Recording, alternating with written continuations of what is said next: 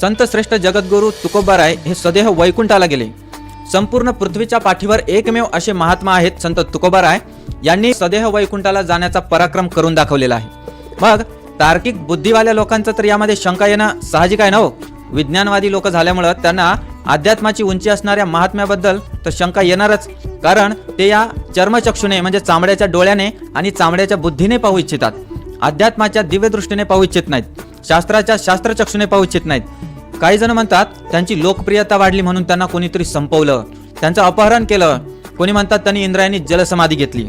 आता तुकोबाराय का त्यावेळेसचे काही छोटे मोठे महात्मा नव्हते, संपूर्ण महाराष्ट्राच्या पाठीवर तुकोबारायांची प्रसिद्धी झालेली होती।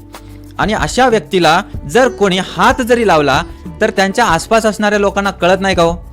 मग निळोबारायांनी कशाला लिहून ठेवलं आपल्या अभंगामध्ये की विमानात बैसोनी गेला तुका पाहती लोक लोकपाल, म्हणजे साक्षात त्यांनी दर्शन केलं असावं। मग अशा प्रकारच्या अनेक गोष्टी, अनेक पुरावे आपल्याकडे आहेत। याविषयी स्वतः तुकाराम महाराज पुरावा देतात, म्हणतात आम्ही जातो आमच्या गावा आमचा राम राम घ्यावा, म्हणजेच नमस्कार आहे तुम्हाला आता शेवटचा, यानंतर आपली भेट होणार नाहीये। तर हे स्वतः तुकाराम महाराज म्हणतायत। मग हे आपल्याला कळू नाही का? आणि या तार्किक बुद्धिवादी लोकांना एक उत्तर आणखी, सकळई माझी बोळवण करा परतोनी घरा जावे तुम्ही। ज्यावेळी वैकुंठावरून विमान आलं त्यावेळी तुकाराम महाराज सगळ्यांना म्हणतात माझी बोळवण करा। बोळवण ही मुलीची केली जाते, म्हणजेच परत माहेराला तिचं येण्याचं काम नाहीये, ती सासरवाडीची झालेली असते म्हणून तिची बोळवण केली जाते। म्हणजे या ठिकाणी तुकोबाराय आपल्याला सांगत आहेत की मी अशा ठिकाणी जात आहे की तिथून कधी परत येता येत नाही।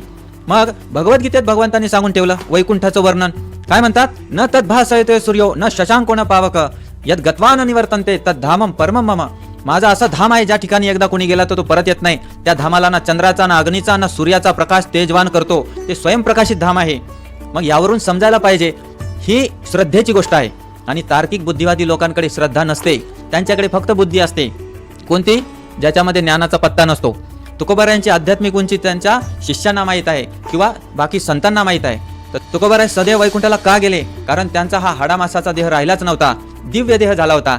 आणि दिव्य देह घेऊन तुम्ही देखील वैकुंठाला जाऊ शकता, पण तुम्हाला तुकोबारायांसारखी भक्ती करावी लागेल, तेवढं समर्पण विठ्ठलाच्या चरणी दाखवावं लागेल, अहंकाराच्या चरणी नाही। म्हणून तुकोबाराय का म्हटले, येतानीच धामी कुणी विठ्ठल विठ्ठल बोलावानी। तर तुम्ही विठ्ठल विठ्ठल म्हणा, हरी म्हणा, केशव म्हणा, राम म्हणा, मग बघा तुम्ही सुद्धा वैकुंठाला जाण्याचे पात्र व्हाल।